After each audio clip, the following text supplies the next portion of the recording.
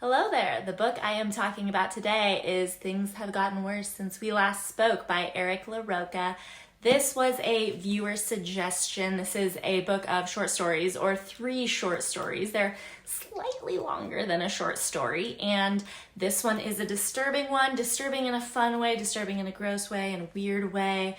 I liked the type of way that it was disturbing. However, it's also disturbing in like a edging sort of way. We're getting you there, we're getting you close, but we're not gonna quite give you all of it. We're gonna leave you wanting a little bit more. We're gonna leave you hanging a little bit. Hello, welcome to my channel. My name is Leah. This is Dirty Little Literate, where I like to talk about books that are disturbing, disgusting, weird, bizarre, etc., what have you. Now, this book I certainly enjoyed, but apparently the internet does not necessarily agree with me across the board. Some people were quite annoyed with the way these stories ended, which honestly, I feel like that seems to be the case with every book of short stories that I read, especially the weird, disturbing ones. Hold up, because let me just really quickly say, trigger warnings. Don't make me give you specific ones because there's lots of stuff, lots of violence. I always like to give the animal one, though. That one just gets me, but we're just gonna get into all the disturbing, weird stuff. So I am just going to be talking about the first of 3 short stories that are in this book, and the first one is what the book is named after, Things Have Gotten Worse Since We Last Spoke, and this is the story that I liked most. I enjoyed all of them. This is also the longest one. I may talk about the other short stories in separate videos, but I haven't decided yet. I just have a wild hair up my ass to talk about this one specifically today. The way the first story begins, it definitely gets you right off the bat where you're like, am I reading something that's based on a true story? Am I not? Because there's a little foreword, like an author's note, saying that some of the information in this first story has been redacted because it's still an ongoing case and there are these events surrounding the deaths of one of the people in the story, and there are still the charges that are out against the other person in the story. So I did not give into the temptation to Google right away as I was reading this story, like, hey, is this real? Are you gonna tell me if this is real? I wanted to read the story, immerse myself in it first, and then find out, is the author just yanking my chain? So let me tell you a little bit about this first story. Our main characters are Agnes and Zoe, and this is a story about 2 lonely ladies who are members of the LGBTQIA community who meet in a chat room. So the chat room through which Agnes and Zoe meet is called queerlist.org, and they meet because Agnes is selling an antique apple peeler, which I imagine there is not a large market for on the internet, but she assures you that this apple peeler has a vibrant history. She talks about how this antique apple peeler has been in her family for generations. So the way this apple peeler came into Agnes's family is because her great-grandmother really wanted one, and she kept trying to convince Agnes's great-grandfather that they needed one, and he did not care. No, we are not spending money on an apple peeler. I'm not sure if that was an expensive investment at the time, but regardless, he says no, no matter how much she asks. So she decides to take matters into her own hands, and one day the great-grandfather has to go to the hospital because apparently he bit into an apple that had a sewing needle in it. And I guess this crisis could have been averted if the apple had just been peeled, I suppose. So the great-grandmother did be getting her apple peeler. This had the intended effect. And not only that, Agnes assures you that her family is very convinced that this apple peeler at one point belonged to a famous composer. She also lets you know that could be bullshit, but my family really believes it. So she's selling this apple peeler, and the way that we are reading this story is through, this initial post selling the apple peeler, and then we get to see the response to the post, and then we see some back and forth emails between the seller and the buyer. So the seller is Agnes, the buyer potentially is Zoe, and Zoe has just got to get her hands on this apple peeler. So why must Zoe have this apple peeler? Well, she says that her grandfather is a huge fan of the composer that this apple peeler allegedly belonged to, and she thinks it would make a great gift for him. So I'm just gonna say, Zoe and Agnes kind of seem to be sucking each other's dicks a little bit via email, just in terms of the verbiage that they're using. It's very formal. They're formally sucking each other's email dicks. Agnes's initial post mentions that she would love if the apple peeler could go to an antique collector, and Zoe's like, well, I do not have the refinement of an established antique collector, but this would be going to a wonderful home. I would take such good care of this damn apple peeler. And they kind of go back and forth in a way of like, thank you so much for your thoughtful message. And like the rate at which they are exchanging emails and kind of the delusion involved in how they're acting as if they're like forming some crazy unique bond over, it's not the apple peeler per se, but I think they're both really lonely people, and one another is being very kind towards each other and just very respectful in a way where it seems like, you know, she's like, I cannot believe you would entrust this apple peeler to me. And Zoe wants to know why, if this apple peeler is so beloved, why are you selling this bad boy? And unfortunately, Agnes is behind on rent. She's very much struggling financially. She's selling the apple peeler for a little over $200. So it's not like it's going to make a huge dent, but I guess she's in that anything helps type of situation.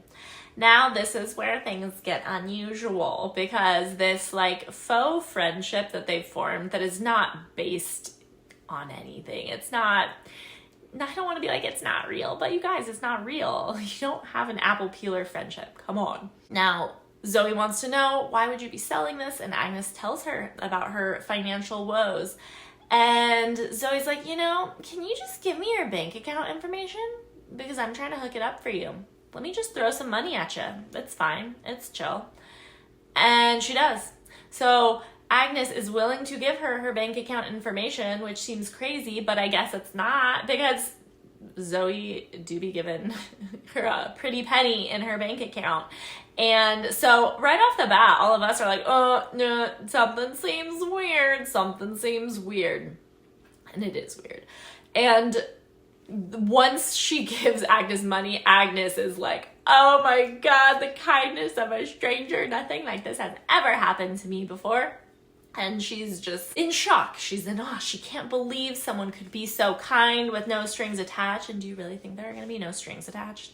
But anyways, they start talking a lot more frequently. Their emails increase in frequency, and they also begin to start instant messaging. This is supposed to take place back in like the early 2000s, by the by. So their level of excitement towards each other is increasing dramatically, and all of it's happening very, very quickly. And they're like, see you on Messenger tonight, see you on Messenger tonight. And they're constantly wanting to talk to each other. They do not make any moves to meet each other in person, but they do make moves to start having like mutual internet masturbation sessions. And all of it is very intense. It just feels intense. And things get weird pretty quickly. Zoe is trying to encourage Agnes to become a certain type of person and sort of let go of the old her and some of the rules and restrictions that she has. And the way in which she does this is quite strange. So she encourages her to go to the store and buy a bright red dress, bright red lipstick, something she would never in a million years wear, something a little provocative, and tells her to wear it to work. And she tells her, oh, I will buy it for you. And wear it to work and just, you know, be hot shit version of Agnes. Why don't ya? She does, and I guess her boss is getting complaints from the coworkers, which is crazy that I guess they're angry that she's in a bright red voluptuous dress. at the office, and so she's sent home early, but she feels very invigorated and alive, and she can't believe that she's been following the rules like a goody two-shoes for so long. And so Zoe ups the ante, and she increases the frequency with which she's giving Agnes these sort of strange challenges. And the next one is she has her wear some crazy saucy panties to work, and then when she's in the bathroom stall, take them off and put them somewhere very obvious, like in a spot that cannot be missed, so that people will see them, and then leave. She puts them on the toilet handle to the flusher, and a coworker walks in before she has had a chance to leave the bathroom. So the coworker sees her leave the stall with the panties on the little flusher, and it's very obvious. Immediately there's a complaint to the boss again, and this time Agnes is fired for leaving her panties around. And you know what? Agnes loves it. Agnes loves that she just got fired from her job. She feels so alive. And during this time, Zoe and Agnes, during some of their sexual internet rendezvous, Zoe is alluding to some sort of fantasy she has, but she keeps saying that she can't tell Agnes because if she does, Agnes would never look at her the same and think she's disgusting and never want to talk to her again. And so she's really hyping it up. But of course, they're at the point of like, oh my God, you can tell me anything. I'm so obsessed with you and nothing could change the way I feel about you. So eventually we find out that Zoe's fantasy is she wants to own another person completely. This is like a slave/master type of dynamic that she is seeking. She wants control over that person financially, physically, emotionally, absolutely everything. And Agnes is like, yeah, I feel it.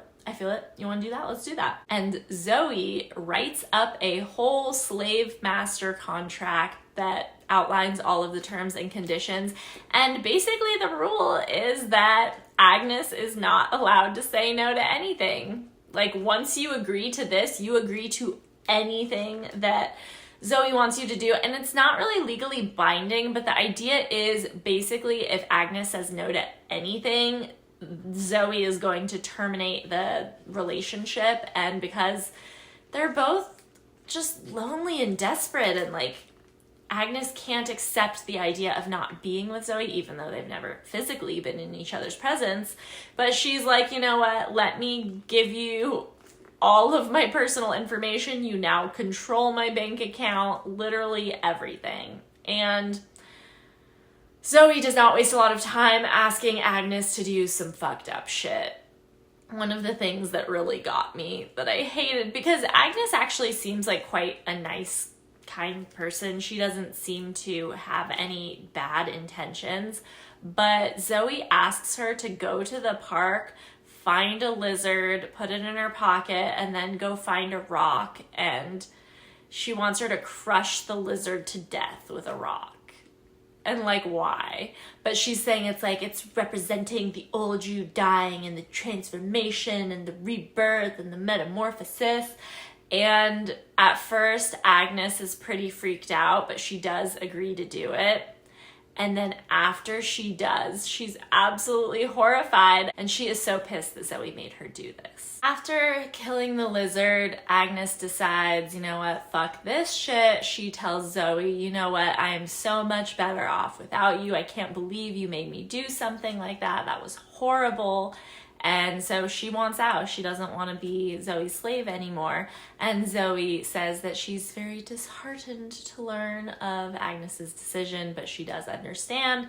So they go their separate ways. Now, honestly, not that much time passes. And of course, Agnes misses Zoe and she's regretting that she ended the relationship. So she comes crawling back via email and she's like, I know you probably don't want to talk to me. I'm so sorry.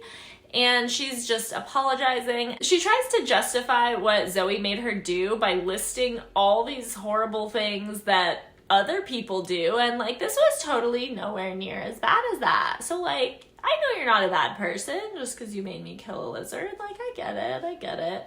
And so she says she will gladly be Zoe's slave if Zoe will take her back. And Zoe's like, oh my God, I thought you'd never ask. So boom, boom, pow, we're resuming the slave-master dynamic. Just to clarify, all of this is happening over the course of like a couple months, but it's not a super long period of time. But anyway, so once Zoe and Agnes resume their relationship, shit gets kind of interesting. Agnes decides that she really wants to be pregnant. She wants them to have a baby together, which generally, you know, it is helpful if you meet the person you want to have a baby with in person. And Agnes has expressed a desire to do so, but Zoe just keeps saying that for whatever reason they can't. But she really wishes that she could give Agnes what she wants, which is a baby, but she's just not able to. And Agnes is pretty disappointed by it, and there's kind of a lot of back and forth, and sometimes Zoe acts like she just really wants that as well because she wants to make Agnes happy, and then other times she's like, just can't do it. So she's a little wishy-washy about the whole thing. But then one day she says, you know what? I'm going to give you what you want. I'm going to make it so that you can have something grow inside you, because that is like the verbiage that Agnes is using when she talks about wanting to give life to something. So there's really no way you could ever even speculate as to the method by which Zoe is going to make sure that Agnes has her wish fulfilled of being able to grow a life inside of her. So Zoe lays it down for her. She's like, here's what you're gonna do. Here's how we're gonna get that life up inside of you. I'm gonna need you to go to the butcher shop. You're gonna order some raw meat. You're gonna take it home. You're gonna go outside in the dirty, disgusting alley. You're going to place said raw meat just on the ground in this dirty ass alley. You're gonna wait for a few days. The meat's just sitting in the sun. You're gonna get the meat after a few days. You're gonna bring it inside. You're gonna eat it. You're gonna wanna throw up, but I don't care. You just gotta keep eating it. You just gotta try again and consume that whole thing. And we're gonna get you a little tapeworm baby. You're gonna have a tapeworm growing inside of you.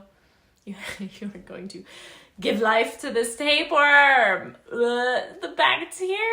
Oh. There's maggots. There's maggots in the meat. When Zoe presents this idea, Agnes is like, yep, I will do that. 100%. You know, she had some hesitation with the whole murdering of the lizard, but she seems to have zero hesitation about getting pregnant with the tapeworm, if you want to call it getting pregnant. How does one come up with this idea? How did this even originate in Zoe's brain? This is wild. So Agnes does it. And at first she's super distraught because she thinks it doesn't work, because she gets violently ill. She has to go to the hospital. They run some tests and they don't say, congrats, you have a baby boy, girl, whatever, tapeworm.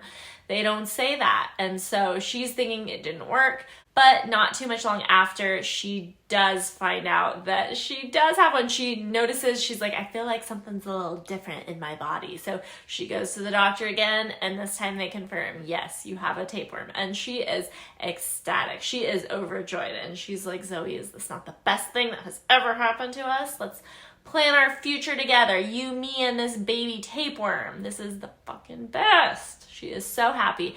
And we start to notice that Zoe seems like a little hesitant. She's getting a little distant. For some reason, she just does not seem that excited about this tapeworm baby, but it was her idea. So one day, Zoe asks Agnes, because allegedly she is a bit concerned for her. She says, what are you gonna do when the tapeworm passes? Because you do understand that's how it works, right? You don't live with a tapeworm indefinitely forever. And Agnes is like, how dare you? What the fuck is wrong with you? Why would you say that to me? Why would you say that to me about our baby? Don't you love our baby? Don't you love me? And it becomes a whole tizzy. And at this point, Zoe realizes, you know what? This is my time to exit this scenario. Despite it being her idea, I think Agnes is a little too buck wild for her. It almost makes you wonder if she wanted out, like maybe she just wanted to see how far she could push someone and probably wasn't expecting Agnes to just so willingly jump into this tapeworm impregnation plan. And so she's like, you know what, I'm sorry, I thought I wanted this, but I don't. I think I thought I loved you at one point, but I don't even know about that either. It's kind of fucked up. And Agnes at first is like, fuck you, fuck you, fuck you. And it quickly, transitions like, no, you love me, you wouldn't leave me, please don't leave me, not me and our baby, don't you miss us? And the whole thing is quite pitiful. Now, one thing I want to backtrack and mention really quickly. When Zoe first started asking Agnes to do these weird things, like with the panties and the outfit to work and the lizard, all of these different things, it started because she told her about a story about a family member of hers who used to ask her, what have you done to deserve your eyes today? And it was kind of like, we often take for granted the things we have. So our sight is something that's super miraculous that most of us never think about. So he's asking this in like, what have you done to deserve the things that you're totally taking for granted? So like, have you done something today that you're proud of that's a big deal? What have you done to deserve your eyes today? So that was how this whole thing originated. When she would ask Agnes to do these weird things, she's like, what have you done to deserve your eyes today? And if Agnes did the thing, then allegedly that means she deserves it. I don't know what killing a lizard has to do with deserving your eyes, but that was how this whole ball got rolling. Now, while Agnes is in this very distraught state, shit is getting bleak, shit is getting dark. So Zoe is not responding to Agnes's emails, and she had told her, like, I think maybe I loved you once, but not like this. You need some help, girl. And so this is the point at which Agnes is saying things have gotten worse since we last spoke, because apparently something she thinks is wrong with their baby, something's going weird with her body, and then we find out, yes, Zoe was right, you passed the tapeworm, that isn't going to stay with you forever. And so Agnes is sending an email to Zoe saying, you were right, and she's so sad, and so she's cradling their baby worm in her hands, and she's telling Zoe that she goes to grab her antique apple peeler, which, let me tell you, Zoe never actually got the apple peeler because she told Agnes to keep it. She's like, no, let me give you money and you keep the apple peeler. So, what a nice lady. Anyways, so Agnes still has her apple peeler. She's holding their baby. She's sitting and crying and being sad. And she grabs her peeler and she's like, I just can't help but think to myself, what have I done to deserve my eyes today? And that is how the story ends. And so we know from the little foreword at the beginning that Agnes is dead, and we know that there are charges against Zoe. If I'm just connecting the dots, I feel like Agnes cuts her own eyes out and dies. That's what I think. Or maybe she just takes her own life using the apple peeler in some other fashion. But the eyes thing, I don't know. I think it's got to be the eyes thing. So it drives you crazy because you're like, wait, no, you need to tell me. And so I guess the charges against Zoe, it would be obviously her making Agnes do these horrible things, but like, are they charging her, I guess, because she died as a result of... No, see, I don't know. I don't see how... I mean, I'm sure a great prosecutor could figure something out, but to me, to connect the dots to be like, that's how she died. And I also want to mention, Zoe did tell Agnes that, yeah, honestly, I just kind of wanted to see what I could make you do. Like, I'm a really fucked up person, and I just loved making you do these horrible things. So yeah, Zoe's fucked up, Agnes is fucked up, everyone's fucked up, and now Agnes is either dead, period, or dead without eyes, period. And like, imagine finding her body with her like eyes cut out and like holding a tapeworm. That's crazy. So after I finished this story, this is when I signed my own permission slip to go on Google, and I was Googling the names of these characters because you get their first and last names. So I thought, okay, maybe is this inspired by a real thing? No, it's not. Which, I mean, obviously I don't want this to have happened to someone, but it's always more intense when then you have all this other stuff you can research once you know it's a real thing.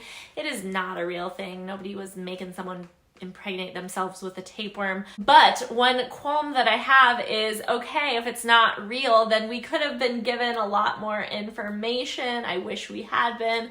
I wish that there was just more. I wanted to know more exactly about what happened with Agnes. And also, I would love the aftermath with Zoe. I think it would be so cool if we had gotten some, like, I don't know, court transcripts, or if she was like interviewed by the police, anything like that. And just to get a better sense of who she really is in her day-to-day life, because they never meet. And that's the thing that's so crazy, is it really shows, you know, how lonely these people were, Agnes in particular, that her whole life became ruined by this person she'd never met, and she'd revolved her whole life around this person who really she didn't even know, because ultimately at the end, Zoe admitted to her, like, yeah, I didn't really care. I'm just fucking with ya, you know? So I did really enjoy this story, but because of the buildup, you're really hoping you get all the answers, and you don't. And so I do think that's definitely a critique that other people shared. I am really glad this book was recommended to me. I will say, yes, the other two stories are good, but this one just tickled me the most for whatever reason. So we'll see if I talk about the other ones. I don't know. We'll see. But thank you so much for joining me, and I will see you next time. Bye.